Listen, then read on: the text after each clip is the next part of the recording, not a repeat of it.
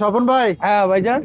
ভাই জিনপরিরা নাকি আপনার দোকান থেকে মিষ্টি কেনে, আসলে সঠিক? হ্যাঁ ভাইজান, এটা জিনপরির দোকান, আমি চিনি। এখানে জিনপরি আসে রাত্রে, কেজির কেজি মিষ্টি নেওয়া যায়, একদমই মিষ্টি কিনে। ওরা আসে হুজুর বেশে, আইসা কোনো দামাদামি করে না। একসাথে 5-7 কেজি মিষ্টি নিয়ে কোনো 5 টাকা দামাদামি করে না, নিয়ে চলে যায়। ওরা কি আগে অর্ডার দেয় না হচ্ছে না, আপনার? ওরা আসে, আইসা যদি দেখে টাটকা মিষ্টি, তাহলে কেজির কেজি মিষ্টি নিয়ে যায়। বেশি কথা বলে না। ওরা হচ্ছে মনে করেন আইসা বলবে যে মিষ্টি ভালো কিনা, যদি ভালো হয় ওরা কেজির কেজি মিষ্টি নিয়ে চলে যায় বলছে। কোন মিষ্টিটা সব থেকে বেশি খায় ওনারা? ওরা সবচেয়ে বেশি খায় এই যে ছানার ল্যাংচা, এই যে দেখেন ছানার ল্যাংচা, বড় বড় বড়, এটা কড়া মিষ্টি। এই এই তো মিষ্টিটা খায়? মিষ্টি, হ্যাঁ, ছানা দিয়ে বানানো একবার সব। এই যে দেখেন, এই যে দেখেন টাকা দিলে ওরা, হুম। এই যে লড়ে, এই যে দেখেন একবার লড়তাছে।